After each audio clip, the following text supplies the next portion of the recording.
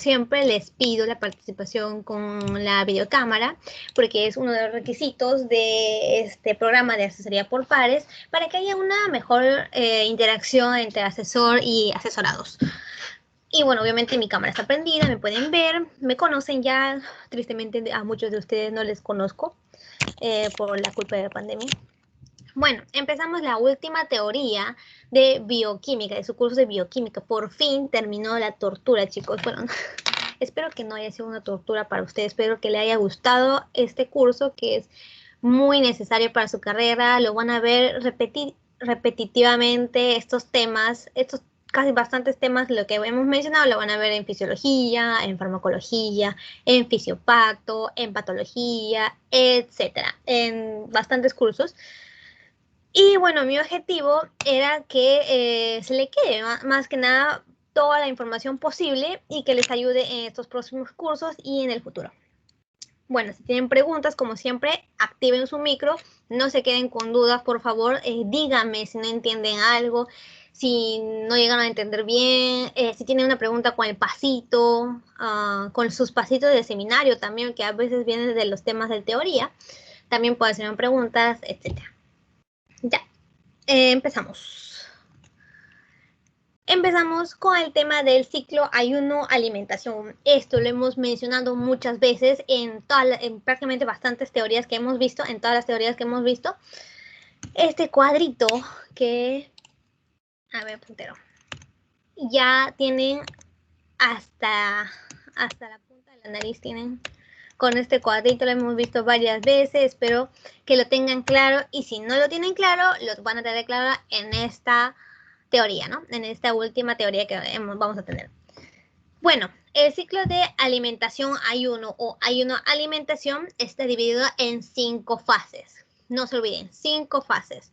Y la primera fase, la fase 1, es la única parte de alimentación que tiene este ciclo. Y la fase 2, 3, 4, 5 es el componente de fase de ayuno, ¿no? Todos son fases de ayuno, estas 4 fases.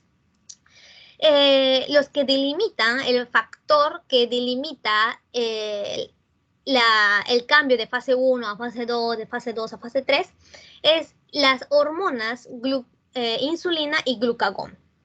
El consciente insulina entre glucagón, dependiendo de este aumento, si aumenta o se disminuye, cambia de fase 1 a fase 2, de fase 2 a fase 3, etc. En la fase 1, obviamente que el consciente insulina-glucagón va a estar aumentado debido a la ingesta de los alimentos, ¿no? Entra los alimentos por nuestra boca y empieza a aumentarse la glicemia. Esto ocasiona que almacenemos la glucosa en forma de glucógeno en el hígado y en el tejido muscular. No se olviden, en estos dos órganos se almacena la glucosa en forma de glucógeno. Esto es gracias a la hormona insulina y en la fase postprandial o absortiva, que es la fase de alimentación, ocurre esto, ¿no? Por el aumento de insulina, por el aumento de la consciente insulina-glucagón. Bueno, en la fase 2, que es la primera fase de ayuno, es la fase se llama posabsortiva, es después de 4 hasta las 12 horas después de ingerir la comida, que hemos ingerido la comida. En esta fase ya la consciente insulina-glucagón disminuye porque la insulina va a disminuir y el glucagón va a aumentar. Va a haber más cantidad de la hormona glucagón porque queremos hacer glucogenólisis, vamos a hacer gluconeogénesis y todas estas vías metabólicas, bioquímicas, necesita la hormona glucagón. Ya como no vamos a ingerir glucosa, no vamos a ingerir alimento, necesitamos fuente de energía, necesitamos glucosa en la sangre debido a que el cerebro en esta fase todavía va a usar como fuente de energía la glucosa, prácticamente todo el tiempo. ¿Qué más? Así que bueno, el hígado va a hacer gluconeogénesis, pero en esta fase todavía va a ocurrir más intensamente la glucogenólisis, ¿no? Que es la degradación de nuestro glucógeno que habíamos almacenado y generando glucosa. No se olviden de todas las enzimas que habíamos visto en la glucogenólisis, no se olviden de la gluconeogénesis, tampoco son parte de los temas del parcial, pero no se olviden porque también les puede venir en el final. Ya, entramos el ayuno prolongado, que es la fase 3, 4, 5. En la teoría lo divide en 3 fases, ¿no? Que es el ayuno temprano, inanición temprana, inanición prolongada. En el libro Baines, que es el libro que yo me baso para hacer estas clases, que les recomiendo un montón que lean para profundizar sus conocimientos, lo divide en 3 solo, en la postprandial, postabsortiva y en un ayuno prolongado. O sea, toda esta fase 3, 4, 5 lo juntan en uno. Pues yo más bien me voy a concentrar en juntar los 3. Pero bueno, en la teoría lo dividen, ¿no? En el ayuno temprano va a ocurrir cada vez más intensamente la gluconeogénesis, ya que nuestro almacén de glucógeno que había en el hígado va a ir disminuyendo poco a poco porque lo estamos degradando. Ya a partir de las 18 horas aproximadamente, no 12, no, a partir de las 18 horas ya no va a haber casi nada de glucógeno y la gluconeogénesis va a llegar a su pico de intensidad. Ya a los 2 días de inanición, la gluconeogénesis todavía va a seguir funcionando, pero va a disminuir su intensidad poco a poco. Y vamos a empezar a generar cuerpos cetónicos en nuestro órgano querido que es el hígado. Nuestro hígado nos va a generar cuerpos cetónicos para que nuestros órganos periféricos empiecen a usar los cuerpos cetónicos como fuente de energía, sea tejido muscular, hasta el cerebro también. Bueno, voy a tratar de empezar a usar esos cuerpos cetónicos como fuente de energía. Porque la gluconeogénesis habíamos dicho que sus principales sustratos era la alanina, la glicina, glutamina, lactato. La alanina, la glicina son aminoácidos que lo obtenemos a partir de la degradación de las proteínas de nuestro tejido muscular. O sea, poco a poco estábamos degradando nuestro músculo para que nos proporcione alanina y glicina, que son los aminoácidos. Y ya, pues, o sea, no queremos adelgazar tanto al tejido muscular, no queremos desaparecerlo, vamos a dejar de movernos si no tenemos tejido muscular. Así que el cuerpo el cerebro trata de usar menos glucosa cada vez más, trata de adaptar todo su metabolismo para que no use glucosa y empecemos a usar cuerpos cetónicos. Y ya en la inanición prolongada, que es ya de un mes a un poco más de un mes, solo prácticamente usamos cuerpos cetónicos como fuente de energía. Y bueno, hay pocos casos, ¿no?, que llegan a esta inanición prolongada, pero bueno, todavía la persona puede vivir sin comer aproximadamente 2 meses, gracias a esta teoría que hemos visto. Y acá pueden ver las hormonas y los sustratos que están en el torrente sanguíneo, cómo cambia dependiendo de la fase en que estamos, ¿no? En la fase postprandial o absortiva, que es en la fase que estamos bien alimentados, cuando estamos comiendo, hay bastante insulina, hay poco glucagón, hay bastante glucosa. Pero ya después en la fase de ayuno, en este caso en el ayuno temprano, la insulina disminuye drásticamente. Ya en la inanición prácticamente no existe, no necesitamos insulina.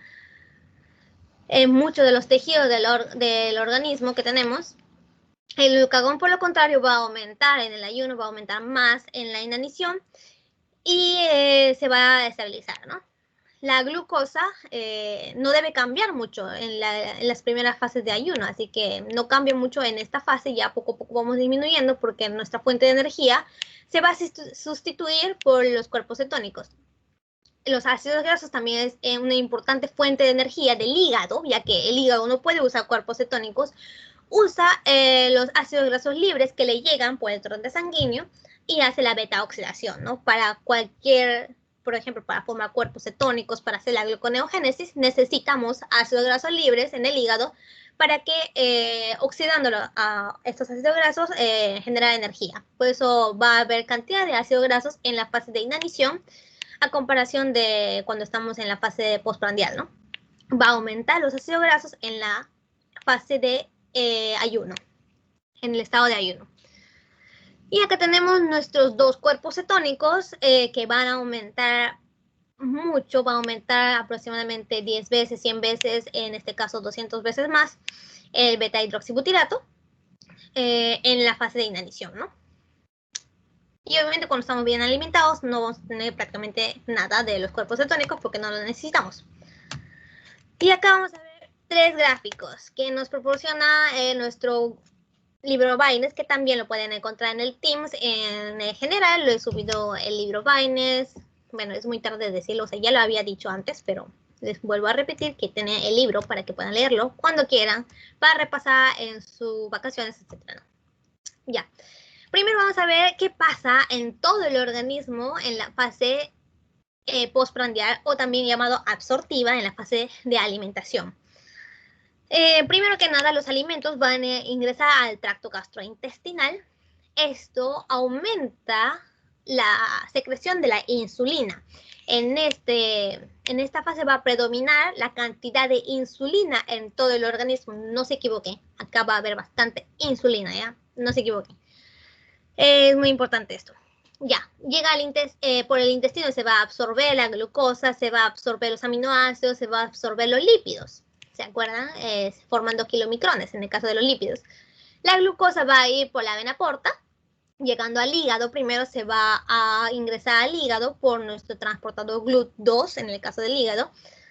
En los tejidos dependientes de insulina, que es el tejido adiposo y el tejido muscular, va a ingresar por el GLUT4, que es un transportador dependiente de insulina, ¿no? Va a ingresar acá, primero que nada, en el hígado. También lo vamos a usar como fuente de energía, haciendo glucólisis, pero también, más que nada, vamos a sintetizar glucógeno gracias a esta insulina que ha ingresado. ¿Cierto? También va a ser una vía de desviación para sintetizar los ácidos grasos a partir del glicerol 3-fosfato. Acá llegando a la acetilcoenzima A, también este va a ser un sustrato para generar ácido graso, o sea, para hacer la lipogénesis y formar los triglicéridos. Este triglicérido en la fase de alimentación también va a ser secretado con gotículas de lípido, o también llamado lipoproteínas. ¿Se acuerdan? Las lipoproteínas VLDL, la lipoproteína de muy baja densidad, la VLDL, con bastante contenido de triglicéridos, va a ir a los tejidos periféricos como al tejido adiposo o al músculo, para ser almacenado o para ser usado como fuente de energía. En el caso del tejido adiposo va a ser almacenado, o sea, va a degradarse en glicerol y en ácidos grasos, y el ácido graso otra vez va a ser esterificado y formando triglicéridos dentro de la célula adipocito, dentro del adipocito. Aparte también, como necesitamos NADPH para la lipogénesis, ¿se acuerdan? Toda la cascada de síntesis de ácidos grasos, necesitamos 2 moléculas de NADPH. Y esto va a ser gracias a la vía de las pentosas, ¿se acuerdan? Es otra desviación de la glucólisis. La vía de la pentosa no está mencionada acá, pero también ocurre. Y ya, nada más. La glucosa que llega al tejido adiposo puede hacer glucólisis, va a hacer una desviación del tejido adiposo, formando dihidroxiacetona-fosfato. Este dihidroxiacetona-fosfato se convierte en glicerol 3-fosfato para poder esterificar al ácido graso que ha sido llegado por el VLDL. Y yo les había mencionado en una de las teorías que la lipogénesis, o sea, la síntesis de ácido graso, solo ocurre en el hígado, porque la teoría de los profesores de la universidad nos mencionan así, o sea, que la lipogénesis solo es posible en el tejido, en el hígado, pero es falso, o sea, no digo que está mal. Lo han tratado de simplificar en este punto. La lipogénesis también es posible en el mismo tejido adiposo, en las glándulas mamarias, en los riñones, pero en muy poca cantidad. O sea, la principal lipogénesis ocurre en el hígado, ¿no? Pero también ocurre en los tejidos adiposos, por eso acá nos dice un plus. A partir de la acetilcoenzima A forma ácidos grasos, es la lipogénesis, ¿no? Poca cantidad. En el tejido muscular, ¿qué ocurre? Se capta la glucosa, ¿verdad? Y también se almacena en forma de glucógeno, porque tenemos bastante glucosa, o sea, no necesitamos tanto en ese momento, así que lo almacenamos en forma de glucógeno. Ya. Y también hace glucólisis, hace ciclo de Krebs, forma proteínas, etc. Muy bien. ¿Preguntas acá en esta fase? ¿No? Como les dije, es un repaso. Así que espero bastante participación de parte de ustedes para poder aclarar los puntos que no sabemos. O bueno, que no lo tenemos claro. ¿Ya? Así que me hacen preguntas, please. Ay. No estoy compartiendo la pantalla. Ya. Ya.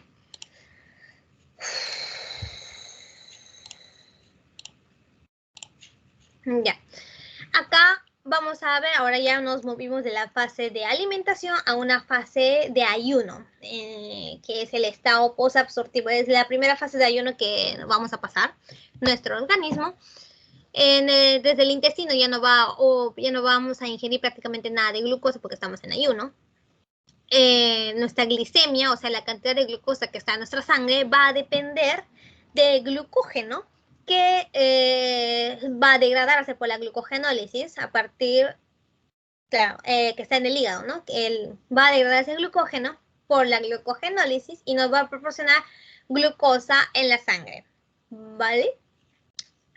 Acá va a predominar la hormona glucagón. No se olviden, la glucogenólisis, la gluconeogénesis, todas estas vías metabólicas va a ser gracias al glucagón. Se va a inhibir la síntesis de glucógeno, ya solo vamos a degradarlo para proporcionar glucosa. Esta glucosa puede ir a los tejidos periféricos como al músculo para que lo use, ¿no? En la glucólisis. También lo puede usar él mismo, pero más que nada lo va a secretar en el plasma para que usen los tejidos como el músculo, el cerebro, los eritrocitos, etcétera, que usan como fuente de energía la glucosa, principalmente. Sobre todo el cerebro y los eritrocitos, que no usan otra fuente de energía. Ya. Vamos a ver que en los tejidos adiposos y el tejido muscular ya va a dejar de usar glucosa que está en el plasma a comparación del estado anterior, ¿no? Que había insulina que podía mover el GLUC4. Acá ya como no va a haber insulina, ya no va a haber transporte de glucosa hacia dentro de las células. Por ejemplo, el tejido adiposo va... ¿Sí? Una pregunta, Dime. ¿el lactato es producido en el metabolismo anaerobio? Otra vez, ¿cómo? ¿El lactato es producido en el metabolismo anaerobio? Sí, muy bien. ¿Anaerobio? No, anaerobio. Sí, está bien. Correcto. ¿Podrías volver a explicar un poco del ciclo de Cori, por favor? Ya. Ahorita lo vamos a mencionar. Todavía no voy a esa parte, no te preocupes. ¿Miguel? No, Ángelo. Uno de ellos. Sí, Ángelo. Ángelo, ya. Acá está. Un ratito. Ya. Espérense, ¿en qué estábamos? Allá. El tejido adiposo ahora va a disminuir la lipogénesis, ya no va a haber lipogénesis, no vamos a sintetizar nuevos lípidos, más que nada vamos a degradar los triglicéridos que estaban en el tejido adiposo, o sea, va a ocurrir la lipólisis, vamos a degradar.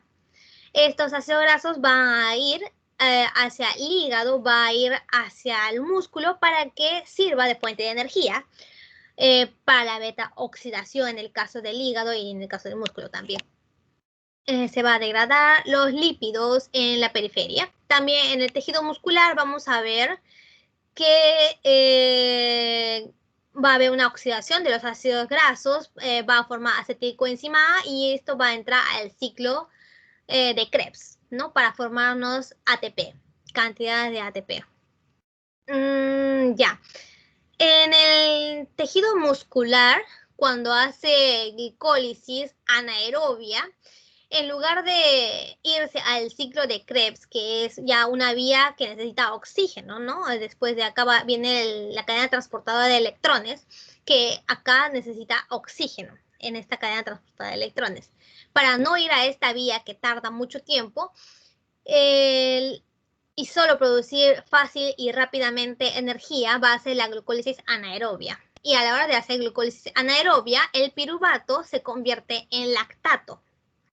Este lactato se va a ir hacia el hígado para que, como fuente de energía, el lactato era una de las principales precursores, o ¿cómo se dice? Una de las principales sustratos para la gluconeogénesis que tenemos acá. La gluconeogénesis que ocurre en el hígado. A partir del músculo va a llegar lactato, va a llegar alanina, se va a convertir en piruvato, el piruvato entra dentro del ciclo de Krebs formando oxalacetato y a partir del oxalacetato forma gluconeogénesis, bueno, forma glucosa por la vía de la gluconeogénesis, ¿cierto? Ya. El ciclo de Cori se refiere a que es un ciclo donde el músculo proporciona lactato al hígado para que forme glucosa y esta glucosa que se haya formado vaya al músculo otra vez, cerrando el ciclo. Acá va a haber un ciclo. El músculo va a proporcionar lactato para que forme glucosa y el hígado le va a proporcionar glucosa al músculo para que siga haciendo su actividad. Este es el ciclo de Cori. Y paralelamente también va a haber un ciclo alanina-glucosa. Al igual que el lactato, la alanina también es un precursor o, bueno, un sustrato para la gluconeogénesis, ¿cierto? Degradando las proteínas nos genera alanina. La alanina va al torrente sanguíneo, llega al hígado, se forma piruvato, se forma oxalacetato y el oxalacetato va a ser fuente para la gluconeogénesis. Se forma la glucosa y esta glucosa otra vez va a ir al músculo para que haga su actividad. Ya. Está para que lo use como fuente de energía los músculos. Este es el ciclo de alanina-glucosa. O sea, acá va a haber dos ciclos entre el músculo y el hígado en la fase posabsortiva. ¿Se entendió?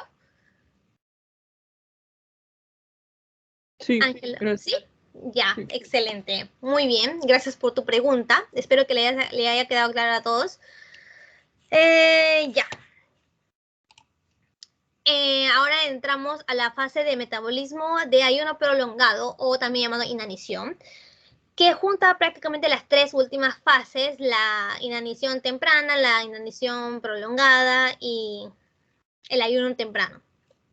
¿Ya? A ver qué tenemos acá. Ya. Acá sigue habiendo una...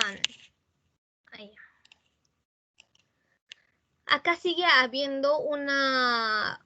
No un ciclo de Cori, ya no va a haber glucólisis en el músculo, ya el músculo va a dejar de usar glucosa, el tejido adiposo también va a dejar de usar glucosa prácticamente, ya no va a usar nada de glucosa en ambos órganos, por eso ya no va a poder generar lactato, así que no va a haber ciclo de Cori, pero vamos a seguir degradando un poco de músculo para proporcionar, para darnos alanina, y esta alanina ir al hígado para formar piruvato. El piruvato otra vez entra a la vía de la gluconeogénesis para darnos glucosa, ¿cierto?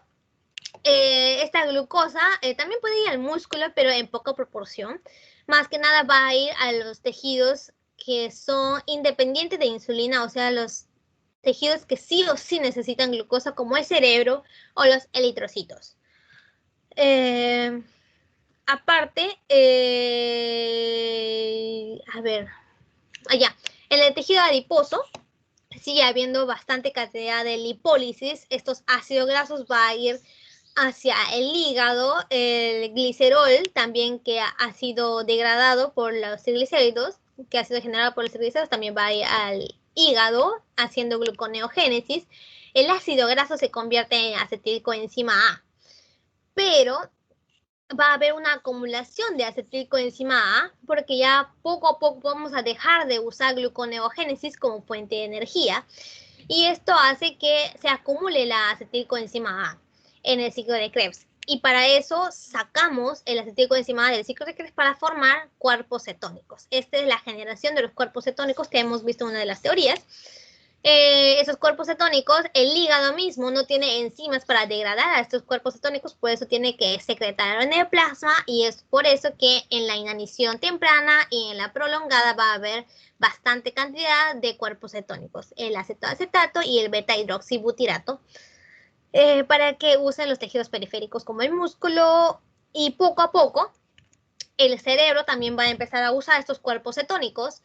La teoría nos dice que a partir del tercero, el quinto día empieza a usar los cuerpos cetónicos y poco a poco, prácticamente ya el 50% de la actividad metabólica que tienen las células del cerebro va a tratar de usarlo el cuerpo cetónico como fuente de energía.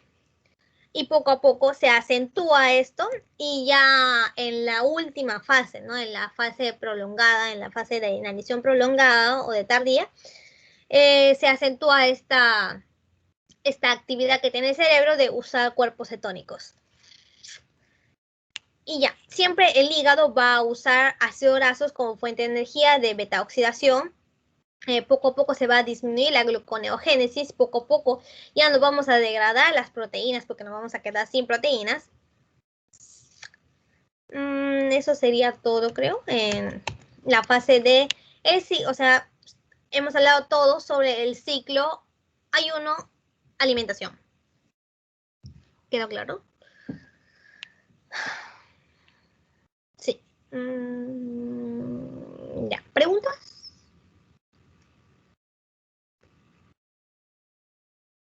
¿No?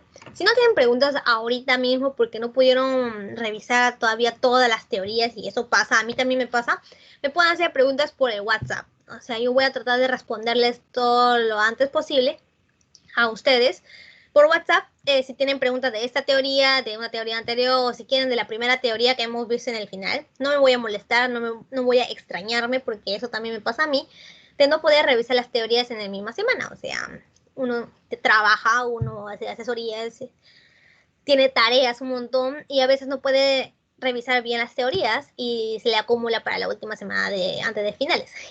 Así que no se avergüencen en preguntarme. Yo estoy contenta de poder ayudarles siempre. Seguimos. Acabamos de ver el ciclo de ayuno-alimentación de todo el organismo, ¿no? Cómo lo regula y prácticamente esto va a ser gracias a la hormona insulina, a la hormona glucagón, ¿cierto? En la insulina, en la fase postprandial, y el glucagón en la fase postabsortiva y en el ayuno prolongado, ¿ya? Pero estas hormonas, glucagón o insulina, no va a poder ingresar dentro de la célula. O sea, ya en la célula va a haber otro mecanismo para hacer todo este proceso, ¿no? O sea, van a ocurrir las vías de transmisión, las vías de señalización que habíamos visto en las teorías anteriores, que es una cascada, ¿no? Que una proteína fosforila una proteína, esta proteína que se activa fosforila a la otra proteína, etcétera. Era una cascada de reacciones. Y eso es lo que vamos a ver ahorita, una escala ya grande. No todo, ¿no? Pero es un actor principal dentro de la célula, el que regula dentro de la célula esta proteína que es la proteína sinasa dependiente de AMP. Lo hemos mencionado una vez en una de las teorías. Esta AMPK es un sensor del agotamiento de la ATP, es un sensor de niveles energéticos dentro de las células, o sea, no de todo el organismo, sino de cada una de las células. Capta si tiene bastante ATP esta célula o se ha disminuido demasiado el ATP y necesita ATP. Y por eso regula las vías metabólicas, cambia las vías metabólicas para que nos genere más ATP cuando ya no lo tenemos. ¿Vale? Se activa, este AMPK se activa cuando hay un agotamiento de ATP dentro de la célula. ¿Ya? Cuando hay un agotamiento del ATP, o sea, cuando usamos ATP generamos mucho AMP. Por eso cuando aumenta el AMP, cuando aumenta el consciente AMP-ATP, cuando aumenta en el músculo, esto ocurre en el músculo, la consciente creatinina, fosfocreatinina, se activa este AMP, que es una proteína sinasa dependiente de AMP. ¿Cómo se activa? Fosforilándose, o sea, las proteínas dentro de las células que tienen que ver con esta cascada de señalización, casi todas se fosforilan y se activan. Y hay algunas que también se desfosforilan y se activan, ¿no? En este caso, la AMPK se activa fosforilándose, o sea, va a haber una fosforilación de parte de esta quinasa hepática supresora de tumores B1, B1, la proteína quinasa beta dependiente de calcio calmodulina, o también del factor beta transformante de crecimiento activado por la proteína quinasa 1. Jeje. Son muchas, ya sé, bueno, apréndanse las siglas, aunque sea la LKB1, la CAMKK beta, la TAK1. Estas son proteínas sinasas, o sea, también fosforilan a otras proteínas, porque hemos hablado ya que las sinasas son las que fosforilan, las desfosfatasas son las que, no, las fosfatasas son las que desfosforilan, ¿cierto? Son dos tipos de proteínas que fosforilan y desfosforilan. En este caso son tres proteínas que son sinasas, que fosforilan a la AMPK para que se active, para que haga su efecto. Este AMPK, ¿qué hace? Aparte de ser un sensor, ¿no? Cuando ya hay poco ATP, ¿qué hace? Ayuda a la célula a que genere más ATP. Activando las vías metabólicas, hay dos vías metabólicas, dos tipos de vías metabólicas, hemos hablado de eso, hay vías anabólicas y hay vías catabólicas, ¿cierto? Ya.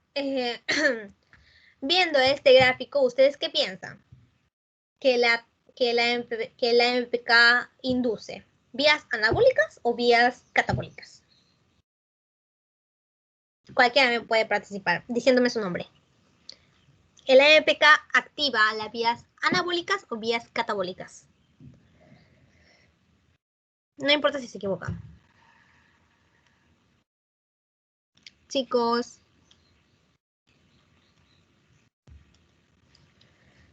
Catabólicas. Muy bien. ¿Quién me participó? Ángela. Muy bien. Ya, muy bien. Las vías catabólicas son las que nos proporcionan ATP. Catabólicas son las que degradan las proteínas grandes, así como el glucógeno, el almidón, proteínas, degradan y forman productos chiquititos. Y en esta vía nos forman ATP. ATP. Nos forma energía y es lo que queda en la célula cuando se activa el AMPK. Y inhibe a todas las vías anabólicas, que son las vías que necesitan ATP.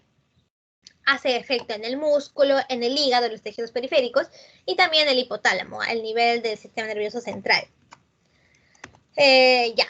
En el músculo aumenta la glucólisis para generar más ATP, aumenta la oxidación de ácidos grasos libres, que es la beta-oxidación para aumentar ATP, y disminuye la lipogénesis, que es la síntesis de lípidos, ¿no? O sea, la vía anabólica lo inhibe. La glucólisis tenemos acá, una vía catabólica, la oxidación de ácidos grasos también vía catabólica, y aparte también ayuda al transporte de glucosa, o sea, activa más a los GLUT4, el AMPK, para que funcione bien y haga ingresar la glucosa dentro de la célula. Esto le llamamos que aumenta la sensibilidad de la célula, de los tejidos periféricos hacia la insulina. No lo tiene acá. Ya bueno. Sí, aumenta el transporte de glucosa significa que aumenta la sensibilidad de insulina de los tejidos periféricos, sea músculo, sea tejido adiposo. Ya. Como he dicho, disminuye la lipogénesis, disminuye la vía anabólica. ¿Y cómo lo hace? Fosforilando. O sea, este también es una sinasa que fosforila y inactiva, en este caso inactivó a la acetilcoenzima carboxilasa, que es una enzima que es la enzima principal de la lipogénesis que ocurre en el hígado, ¿no? En el hígado o en el músculo.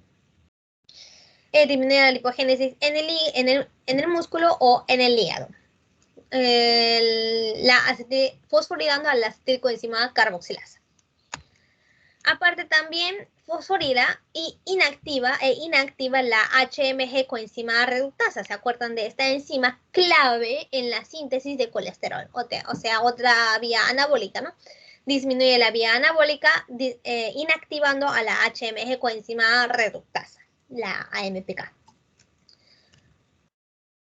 Aparte, la única diferencia en el hipotálamo hace que disminuye la ingesta de alimentos, o sea, para que no haya secreción de insulina. En el páncreas también disminuye la secreción de insulina y aparte en este hipotálamo también disminuye, o bueno, claro, impide a que nosotros comamos más alimentos, que ingiramos más alimentos. La MPK también, como les dije, se activa cuando en el músculo, ¿no? En el músculo se activa cuando hay una consciente aumentada de creatinina, fosfocreatinina. Esto significa que hay una cantidad de contracción del músculo aumentado, o sea, cuando estamos haciendo ejercicio. Cuando hacemos ejercicio se aumenta la AMPK, aumenta la actividad de la AMPK. Aparte, ya, y en el corazón se activa la AMPK cuando hay isquemia, o sea, cuando falta oxígeno y cuando el corazón no puede usar oxígeno y no puede hacer la glucólisis aerobia, ¿no? En este caso, y no puede generar energía por esa vía, se activa la AMPK para activar la mala glucólisis, para activar la lipólisis, la oxidación de ácidos grasos libres en el tejido del corazón, en el tejido miocárdico. Aparte, este efecto de la AMPK, como les dije, aumenta la sensibilidad de la insulina. Esto hace el ejercicio aumenta la sensibilidad de la insulina porque aumenta la actividad de la AMPK que aumentaba la sensibilidad de la insulina. O sea, el ejercicio aumenta indirectamente la sensibilidad de la insulina. Y esto es antidiabético, o sea, la diabetes tiene mucho que ver, la diabetes tipo 2 tiene mucho que ver con la resistencia, la sensibilidad de la insulina de los tejidos periféricos. Aparte también los fármacos antidiabéticos, o sea, los que le damos a los diabéticos, hacen efecto en esta proteína AMPK. Sorprendentemente, por eso es una molécula antidiabética, se puede decir. Pasa todas las vías que inhiben o que activan este AMPK. No vamos a ver todo. Por ejemplo, acá aumenta el transporte de glucosa activando a la GLUT4, a la GLUT1. Disminuye la secreción de insulina en el páncreas. Aumenta la... No, ¿dónde está? Allá, acá está. Aumenta la oxidación de ácidos grasos.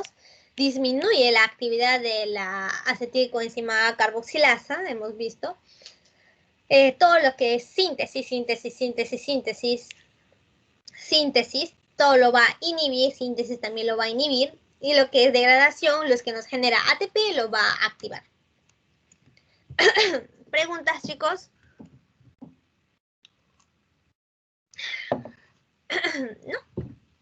¿No? Dios. Mi garganta. Ya. Ahora vamos a hablar del metabolismo del alcohol. Este punto es mucho más fácil de lo que hemos hablado hasta ahora. Simplemente se tienen que aprender dos enzimas, sí o sí. Para el metabolismo del alcohol le van a preguntar en fisiología también. En uno de los pasitos yo me acuerdo, yo dije, esto lo he visto. Y bueno, son dos. Uno es el alcohol deshidrogenasa. El otro es el aldehído deshidrogenasa. Uy, ¿dónde? El aldehído deshidrogenasa. En el caso del alcohol deshidrogenasa, degrada, oxida el etanol, que es el alcohol que ingerimos, que llega a nuestro torrente sanguíneo y llega al hígado. Y oxida, gracias al alcohol deshidrogenasa, junto con nuestra coenzima NAD, reduciéndolo formando NADH, ¿no? Y nos forma también acetaldehído, que es un producto muy tóxico para nuestro organismo y para nuestro hígado. Y este acetaldehído, o sea, cuando bebemos mucho alcohol, nos alcoholizamos.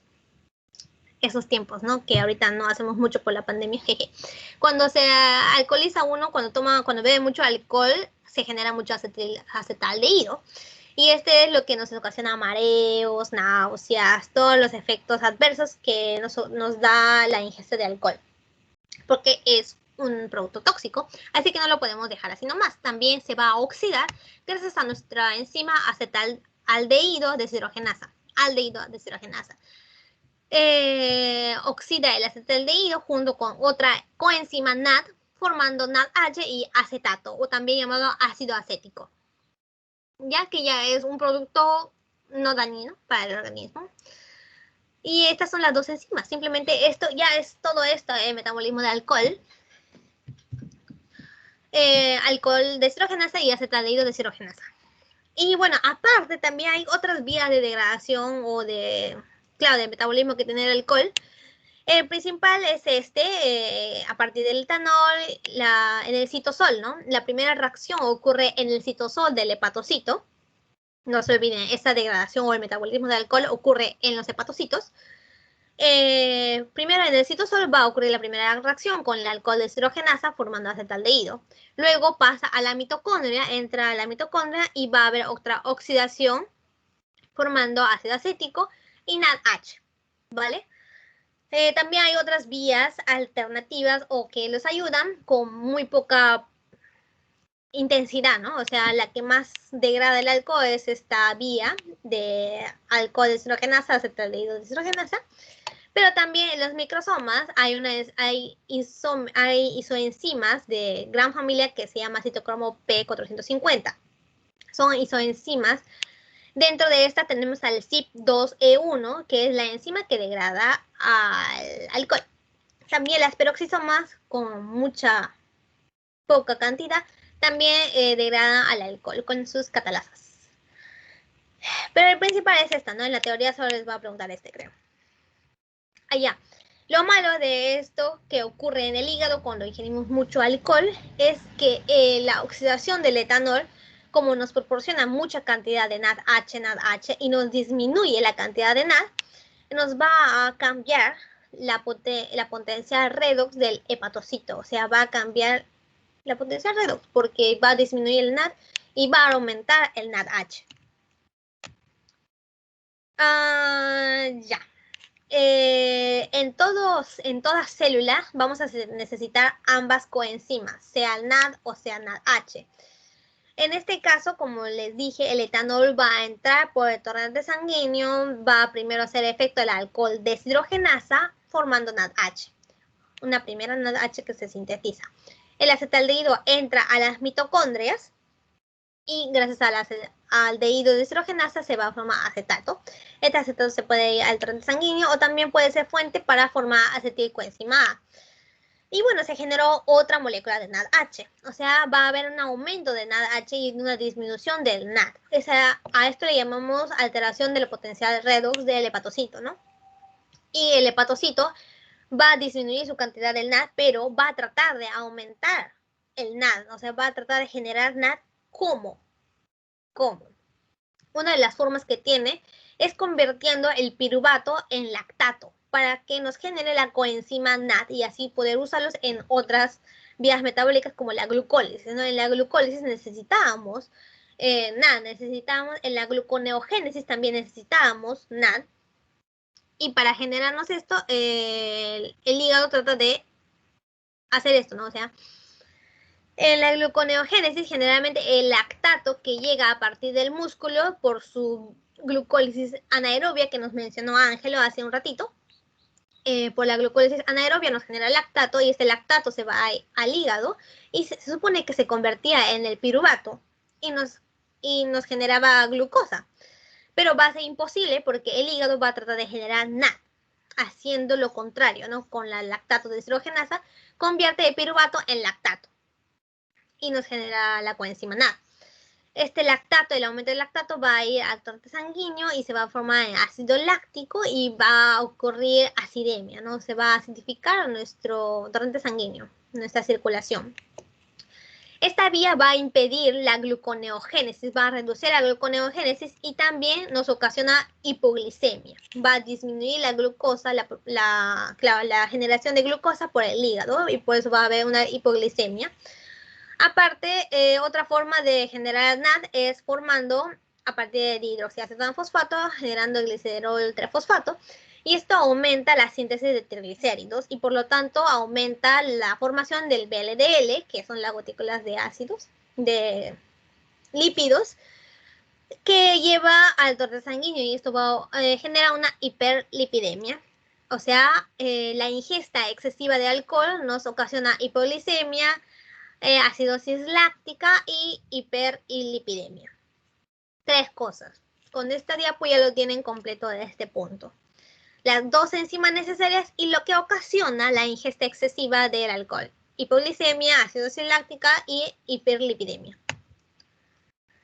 Ya, y esta es la explicación de por qué disminuye la gluconeogénesis y por qué ocurre la hipoglicemia. Es porque el hígado, tratando de generar NAD, va a convertir el piruvato en lactato, o sea, va a impedir la vía de la gluconeogénesis que iba a ocurrir, y ya no va a generar glucosa, y eso va a generar la hipoglicemia. Fácil. Ahora vamos a empezar a hablar de un tema, claro, de cuando falla estas vías metabólicas o cuando hay O sea, vamos a hablar del síndrome metabólico, que es cuando falla, que son enfermedades metabólicas, o sea, cuando falla estas vías metabólicas. La obesidad, primero que nada, ocurre porque ingerimos demasiado a comparación de lo que usamos. En estos tiempos, en todo el mundo está aumentando esta enfermedad metabólica que es la obesidad, sobre todo en los países desarrollados, pero en los países subdesarrollados o que están en desarrollo ya están aumentando también bastante cantidad de la obesidad. Uno de los ejemplos de los países desarrollados que tienen bastantes obesos, que no es algo bonito, es algo malo para el cuerpo, ¿no? Yo no digo estéticamente que sea malo ser obeso, sino para el cuerpo es malo, porque la obesidad es un estado crónico de inflamación, o sea, estás en un estado crónico de inflamación y es por eso que a los obesos está atacando el COVID, porque el COVID también genera inflamación sistémica.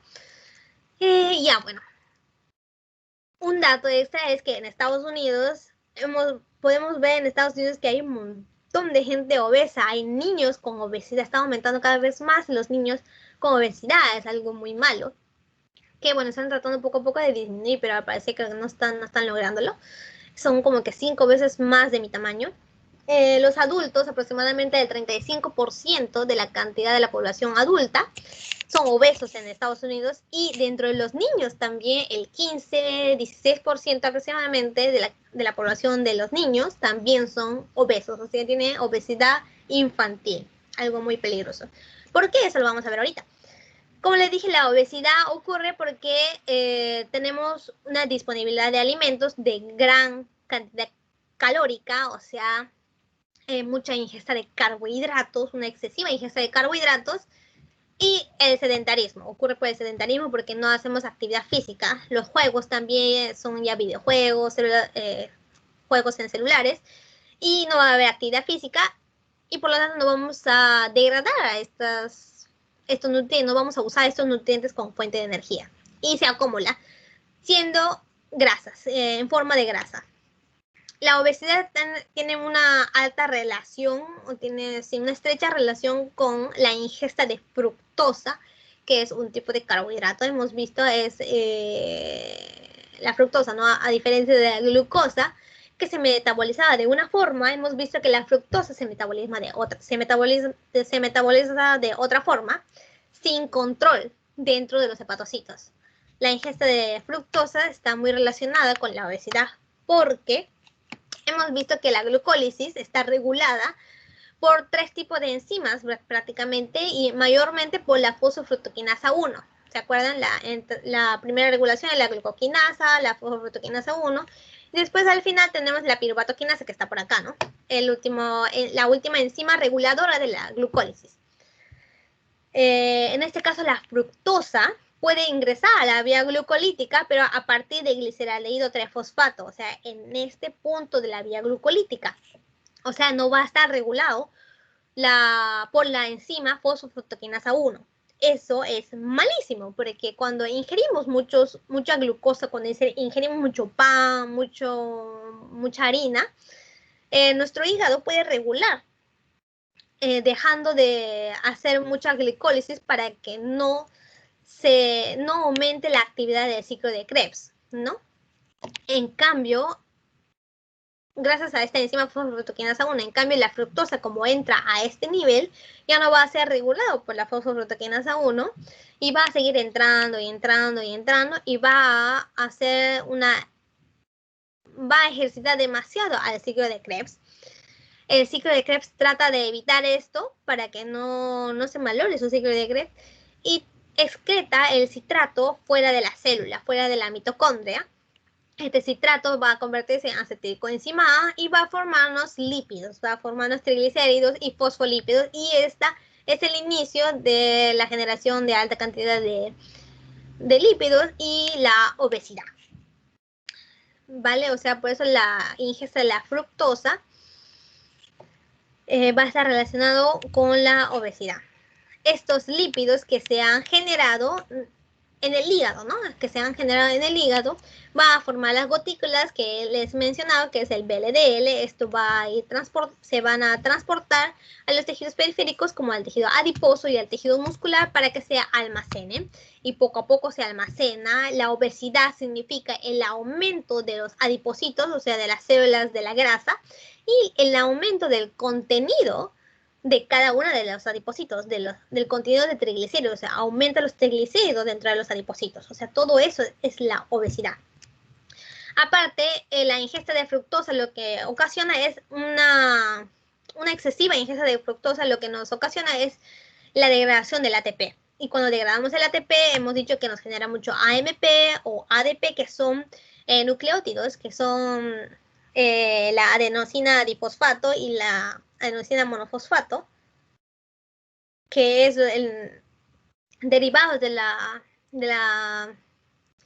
nucleótido adenina.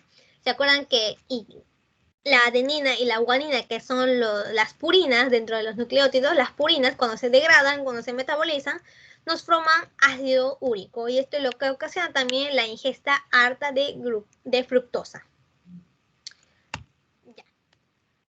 Y bueno, como les dije, el problema es que se almacena en los tejidos adiposos, aumenta la cantidad de tejido adiposo, aumenta la cantidad de triglicéridos.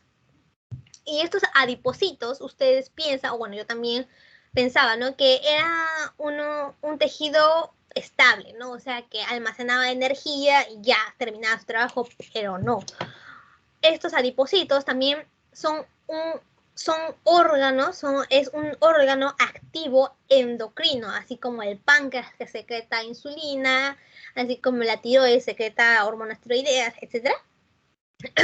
El adipocito, la grasa de nuestro cuerpo, o sea, la grasa de nuestro cuerpo nos genera hormonas como la adiponectina y la leptina. Cada uno tiene su función en el sistema nervioso central y en la periferia. Aparte, también los adipocitos es proinflamatorio, nos genera citocinas, interleuquina 6, factor de necrosis tumoral alfa. Estas van a aumentar los procesos inflamatorios. Por eso les dije que la obesidad es un estado inflamatorio crónico. Esto nos genera en el torrente sanguíneo y va a haber una inflamación crónica de las arterias de nuestra vía de circulación. Las leptinas, una de las hormonas que nos aumenta el gasto energético, o sea, aumenta la MPK, toda la función de la MPK que hemos visto, o sea, nos genera ATP, aumenta la oxidación de ácidos grasos libres en estos tejidos periféricos y disminuye la síntesis, ¿no? Disminuye la lipogénesis. En el sistema nervioso central hace lo contrario, disminuye la MPK y disminuye la ingesta de alimentos. La adiponectina es una hormona que tiene relación estrecha también, relación con la diabetes tipo 2. Ahorita vamos a mencionar por qué, pero apréndanse que la adiponectina es una hormona que aumenta la sensibilidad de la insulina, así como porque aumenta la actividad de la AMPK. Hemos dicho que la AMPK aumenta la sensibilidad de la insulina, o sea, hace que los tejidos periféricos capten más a la insulina y por lo tanto capten más a la glucosa, ¿no? Ayuda al transporte de la glucosa dentro de la célula, sensibilizando más, aumentando la sensibilidad de la insulina. Aumenta la utilización de la glucosa por el tejido, aumenta la oxidación, disminuye la glucogénesis y aumenta la oxidación. Lo mismo. Y el problema de la diabetes tipo 2, que es lo que vamos a hablar ahorita, es que esta adiponectina de los adipocitos está disminuido. O sea, por lo contrario, cuando hay bastante adiponectina, aumentaba la sensibilidad de la insulina. Pero como en la diabetes tipo 2 está disminuida, va a haber una resistencia a la insulina. O sea, va a aumentar la resistencia de la insulina en los tejidos periféricos. Ya. Otro de los problemas metabólicos que puede ocasionarse el cuerpo, como les dije, la diabetes, bueno, no sé si les dije, la diabetes tipo 2 tiene mucha relación con la obesidad. Y tiene mucha relación con la adiponectina porque tiene relación con la obesidad. La diabetes tipo 2 generalmente, bueno, como les dije acá, está relacionada mucho con la obesidad y también con la resistencia a la insulina. O sea, los tejidos periféricos dejan de reconocer a la insulina. ¿Y qué pasa cuando dejan de reconocer la insulina? La insulina era la hormona que aumentaba la captación de glucosa en los tejidos periféricos, como en el tejido adiposo o en el tejido muscular. Como disminuye disminuye, o sea, dejan de reconocer a la insulina, dejan de captar glucosa. Y esto, cuando progresa esta diabetes mellitus 2, empezaba con una obesidad, empieza con una resistencia a la insulina, y cuando progresan, ocurre un deterioro de las células beta pancreáticas. Y el tratamiento también cambia, o sea, antes la diabetes tipo 1 se le llamaba insulino dependiente y la diabetes tipo 2 se llamaba no insulino dependiente, una diabetes no insulino dependiente, pero ya cambió. Cuando hay una déficit de las células beta pancreáticas, o sea, ya dejamos de secretar insulina, necesitamos suministro de insulina, así que ya la diabetes tipo 2 tampoco ya no es independiente de la insulina, ¿no? O sea, también se usa en su tratamiento en fases ya tardías, ¿no? Cuando se progresa mucho esta enfermedad. Ya. Tiene mucha relación con la obesidad debido a que los adipocitos solo pueden almacenar 8 veces más de su tamaño los triglicéridos, ¿no? Los ácidos grasos. Y esto hace que ya el tejido adiposo deje de captar mucho lípido y empieza a llevarlo al tejido muscular, al tejido del hígado, o también se quedan nadando ahí en la circulación. Y cuando llega, ya, esperen, primero empezamos en un estado normal. En un estado normal, cuando la persona no tiene diabetes, la insulina llega al tejido periférico, digamos que este es un tejido muscular. ¿Ya? La mayor captación de glucosa ocurre en el tejido, porque es un órgano muy grande, ¿no? O sea, es una masa que está bastante en nuestro cuerpo. La insulina llega al receptor de insulina. Esto ocasiona que se fosforile el sustrato receptor de insulina que está acá en el aminoácido tirosina. El aminoácido tirosina del sustrato receptor de insulina se fosforila. Esto ocasiona que la fosfoinositol 3 quinasa se fosforile. Esto va a ver una translocación. Esto va a hacer que transporte el GLUT4 hacia el plasma. O sea, el GLUT4 que estaba en la vesícula dentro del citosol se va a transportar hacia el plasma. Y esto es lo que va a aumentar la captación de la insulina, de la glucosa, perdón. Esto es lo que ocurre en un estado normal cuando no hay diabetes. Pero cuando hay diabetes, se va a fosforilar este sustrato de receptor 1 de insulina de otra forma. Los ácidos grasos libres que han llegado, que está acá, al tejido muscular, digamos, activa al diacilglicerol por una vía de señalización. Activa también la proteína sinasa C. Esto fosforila en la proteína serina del mismo receptor sustrato de insulina 1, del sustrato de receptor de insulina 1. Solo que en diferente aminoácido. En este caso, en el estado normal se fosforilaba la tirosina, pero en una patología se fosforila la serina, ¿no? Se fosforila la serina. Esto ocasiona que ya cuando llegue una insulina, la verdadera insulina, que tenía que fosforilarlo, ya no pueda fosforilar más, porque ya está fosforilado el sustrato de receptor de insulina 1. Y a esto lo que le llamamos resistencia a la insulina, que ya el receptor de la insulina deje de captar a la insulina, deje de hacer actividad por la insulina.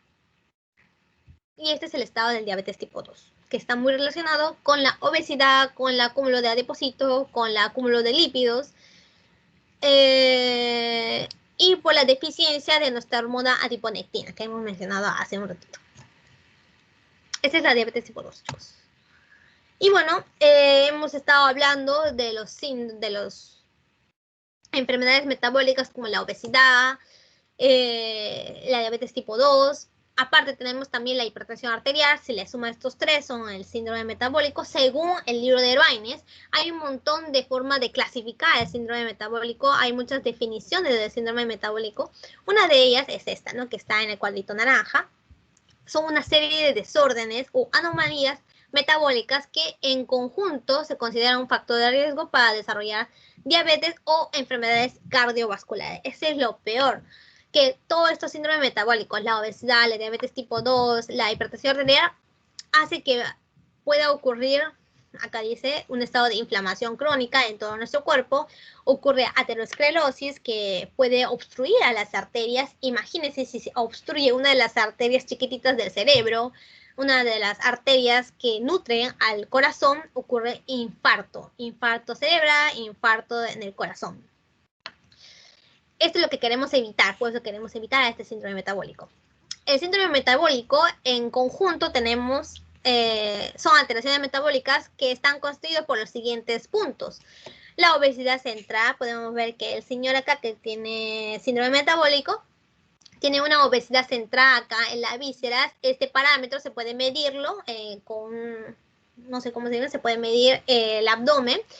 Y dependiendo de la región, dependiendo de la región donde estás, tipo, por ejemplo, las mujeres asiáticas, he leído que cuando ya tienen mayor de 80 centímetros de la circunferencia del abdomen, ya se clasifica como obesidad, ¿no? Es una forma es un tipo de parámetro para clasificar la obesidad central. También en el síndrome metabólico encontramos una disminución de las concentraciones del HDL, que es nuestra lipoproteína de alta densidad, que nos ayudaba a recoger la grasa de los tejidos periféricos y que lo llevaba al hígado, la única que hacía un transporte retrógrado de los lípidos. Tenemos también la resistencia a la insulina, que lo estuvimos mencionando varias veces, eso también es parte del síndrome metabólico. El aumento de la presión arterial, la elevación de concentraciones de triglicéridos. Y también la hiperglicemia, si es, aunque tenga o no diabetes, ¿no? O sea, puedes tener hiperglicemia y no tener diabetes, y puedes tener hiperglicemia siendo diabético. Y todos estos son factores de riesgo para generarnos enfermedades cardiovasculares. Y el único que puede evitar esto es el ejercicio. Vamos a ver el método. Dime. Una pregunta, Dime. ¿en la obesidad crónica también estaría ligado con cáncer? No se te escucha bien, otra vez se escuchó entrecortado. Si en la obesidad y enfermedad crónica también estaría ligado con cáncer. No te escucho. También si en la obesidad hay una inflamación crónica, hasta eso te escuché. ¿Qué pasa, dices? Estaría ligado con ¿Con él? Cáncer. Con el cáncer. Bueno, no he leído mucho de eso, sería tarea para ti. ¿Por qué dices eso? ¿Porque el cáncer está ligado con la inflamación? Sí, por lo que mencionaste de la inflamación. No he leído mucho del cáncer, pero sí la obesidad en sí está relacionado con muchas enfermedades, no solo diabetes, no solo, también está relacionado con la hipertensión arterial. Más que nada, estos síndromes metabólicos están relacionados con la obesidad. No he leído mucho del cáncer, lo siento. Si lee a alguien, nos dice a Ángelo y a mí, please. Lo siento. Voy a averiguar eso, ¿ya? Te respondo cuando sepa algo de eso, ¿vale? Ya. Voy a seguir, ¿ya? Seguimos con el ejercicio, el metabolismo del ejercicio. Ya último punto para terminar la clase y empezamos con el pasito. El metabolismo del ejercicio está dividido en prácticamente dos fases en grandes escalas, y la primera fase lo dividimos en dos. Primero, hay una contracción de corta duración y de alta producción de potencia por parte del músculo. Y la segunda fase prolongada es de larga duración y de baja intensidad. En la primera fase va a haber una intensidad alta, y en la segunda una intensidad baja. La intensidad alta solo va a poder seguirse unos pocos minutos, que me parece que un minuto nomás desde que se empezó el ejercicio, porque ya el músculo no tolera, ¿no?, más intensidad. Y va a haber un uso mayor de energía de forma muy rápida. En cambio, en la fase prolongada es de larga duración, va a ser aerobio el ejercicio y va a ser de baja intensidad y va a poder hacerlo en un largo plazo porque es de baja intensidad. El ejercicio se adapta cada vez más a usar energía poco a poco, ¿no? Digamos. Como le dije, se puede dividir en 3 fases. Primero se usa los sistemas fosfatágenos. Después vamos a recurrir a la glucólisis anaerobia para generarnos ATP. Y después vamos a usar el metabolismo aerobio, sea la glucólisis aerobia o también la oxidación de lípidos. En la primera fase empezamos. En la fase donde rápidamente se degrada la fosfocreatinina. Es un producto que primero se genera usando energía, ¿no? Se almacena en los músculos cuando está en reposo y cuando hacemos ejercicio se degrada rápidamente para generarnos energía. Acá está la generación de energía. Y esto ocurre gracias a nuestra enzima creatinina fosfocinasa seca que tiene varias isoenzimas en el músculo, en el miocardio, en el cerebro, etcétera. Tiene muchas isoenzimas, nuestra creatinina sinasa. Esta va a degradar a la fosfocreatinina generando creatinina. Ya. La segunda fase, cómo generamos ATP, es gracias a la glucólisis anaerobia. Primero vamos a usar en esta fase la primera fase, vamos a hacer todo sin oxígeno. Vamos a hacer un ejercicio anaerobio. Primero va a aumentar la entrada de calcio al músculo, aparte de que se usa por la contracción, ¿no? Para que, aparte de usarse en la contracción del músculo, el calcio, entra el calcio y va a formar el complejo calcio-calmodulina. Esto va a aumentar las proteínsinasas que fosforilaban a la fosforilasa B para que se active y se convierte en fosforilasa A. Esta fosforilasa A, espero que se acuerden, hacía la glucogenólisis, o sea, degradaba el glucógeno para generarnos glucosa. Gracias a esto vamos a tener glucosa en alta cantidad en las células del músculo y lo vamos a usar en la glucólisis anaerobia. Es una glucólisis que se convierte de glucosa a piruvato y de piruvato a lactato, ¿no? Para poder generarnos nuestra coenzima NAT. Ya, eso sería todo en la fase 1. Sí, la glucólisis anaerobia, ¿no? En la primera fase. Y bueno, esta base de poca intensidad no se va a gastar todo el ATP de la fosfocreatinina. Todo el almacén que teníamos de la fosfocreatinina solo va a durar 1 minuto. O sea, generalmente este va a ser ejercicio, por ejemplo, de carrera de 100 metros que dura menos de 1 minuto. Ahí ya se va a usar toda nuestra fosfocreatinina. Después vamos a seguir usando, un ejemplo es la natación, un ejercicio de natación. Usamos la glicólisis anaerobia, seguimos generando energía sin usar oxígeno.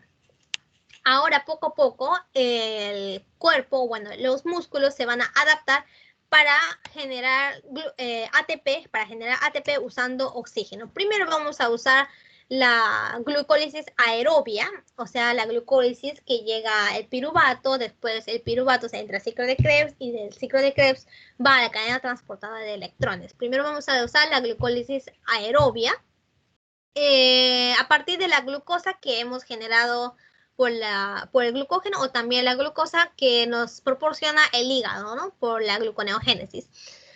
Después de eso, poco a poco, sin usar oxígeno, sin depender del oxígeno, podemos hacer la beta oxidación.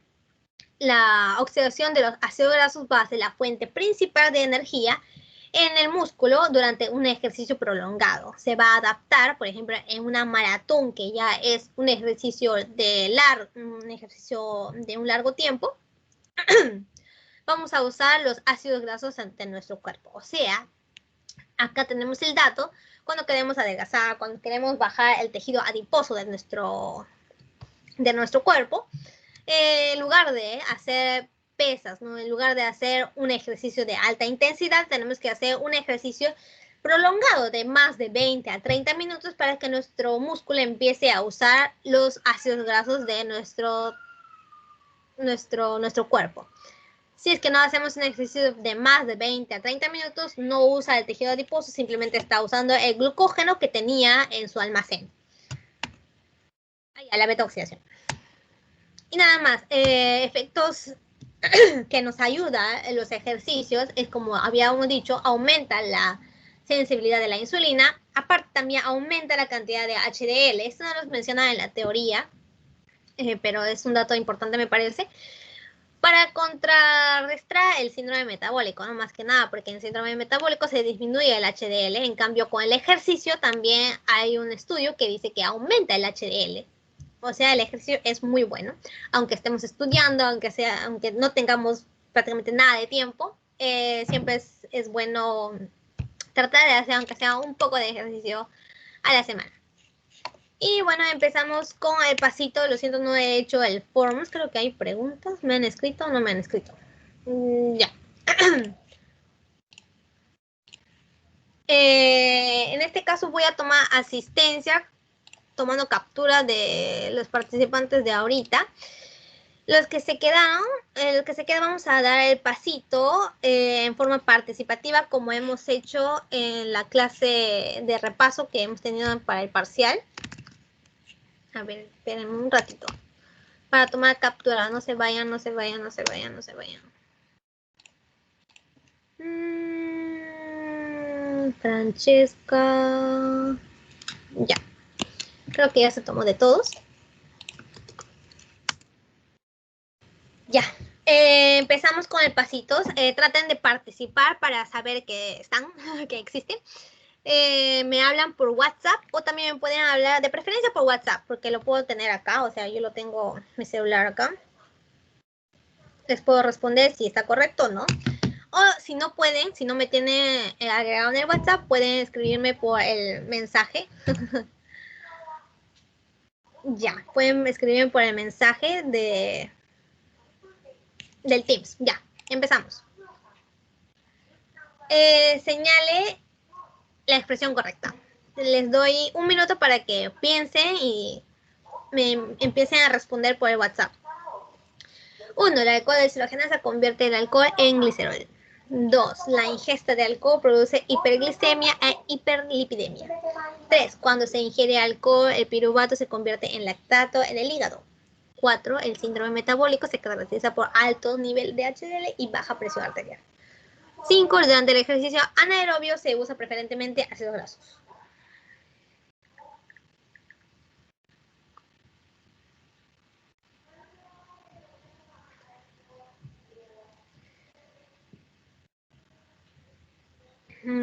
Ya, muy bien, Ángela, gracias por responder. Pero está mal. Perdón, lo dije en público. Miranda, está bien, correcto. Lo dije en público, lo siento. No, hasta el momento solo acertó Miranda. Chicos, ya participen. Creo que no me ha escrito nadie por el Teams. Lo voy a tener abierto por si acaso.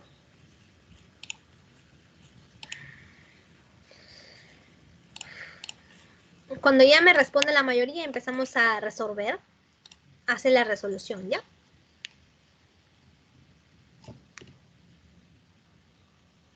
Sigue adivinando, Ángela, no te preocupes. No, es válido equivocarse siempre, como les digo.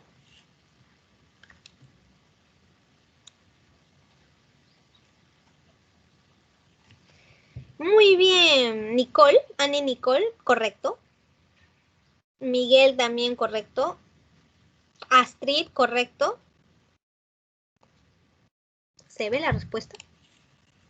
No se ve, ¿no? Ya. Todos, muy bien, Ángelo, está bien.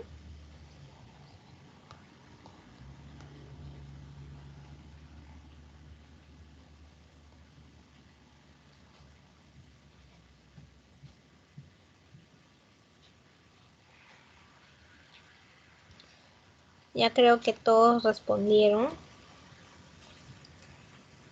Muy bien, Francesca, correcto.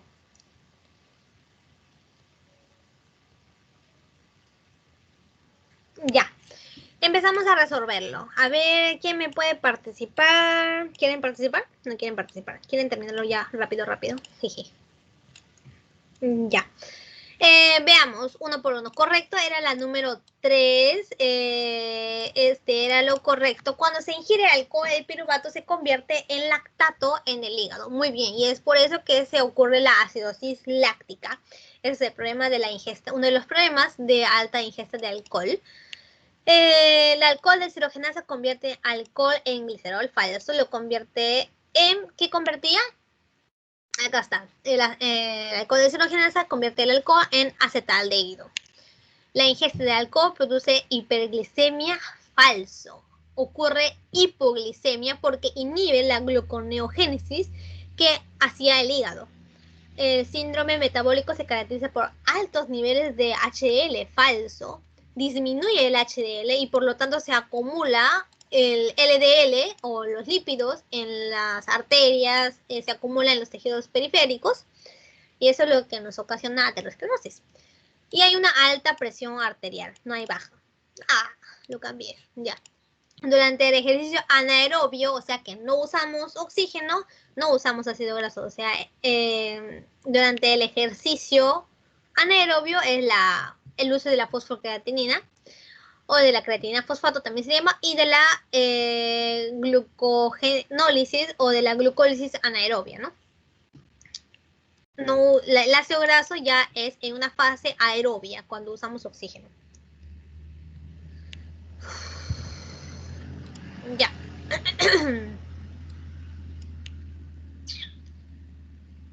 No se olviden que la glicólisis anaerobia necesita formar del piruvato al lactato para generarnos esta coenzima NAD que usamos en la misma glicólisis. O sea, lo tenemos que rehusarlo. O bueno, se dice rehusar. Hay otra palabra. No sé cómo se dice. Queremos rehusar el NAD, o sea, queremos formar NAD porque en la glucólisis en sí vamos a usar el NAD. Y como ya no va a ir al ciclo de Krebs del piruvato, va a tener que buscar el hígado una forma de generarnos NAD y esa es la formación del lactato. Bueno, ocurre en los músculos preferentemente y es por eso que el lactato que se generó en el músculo se va a ir al hígado y por eso va a empezar el ciclo de Cori, ¿no? Que hemos explicado anteriormente. Segunda pregunta. Vamos chicos, guess. Con respecto a la inanición temprana de 2 a 24 días, ¿qué fase era? ¿Qué hormona está activa? Con eso la sacan en una. Es bien fácil la pregunta.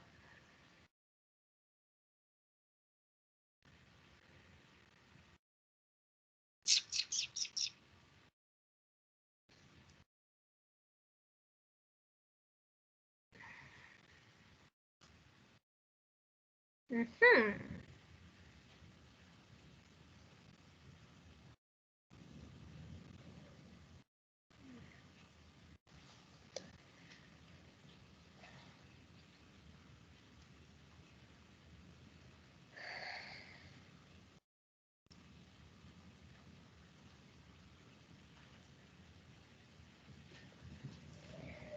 Ya bueno, sabemos que la 1 no es, ¿sí o no? O sea, no, pues, o sea, los niveles de insulina no se incrementan en la fase de ayuno.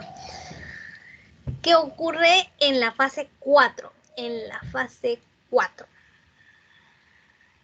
Recuerden bien en qué fase era que el cerebro tal, que usaba tal, que se establecía, que empezaba a usar tal.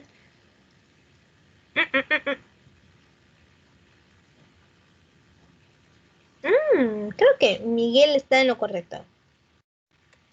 El único, creo. Ya me olvidé la respuesta de este. A ver, no vean la respuesta.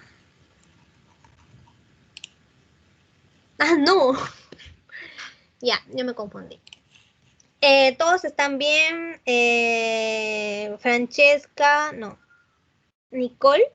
Francesca, sí. Francesca, Miguel. No. Está mal. Ya. Nicole, otra.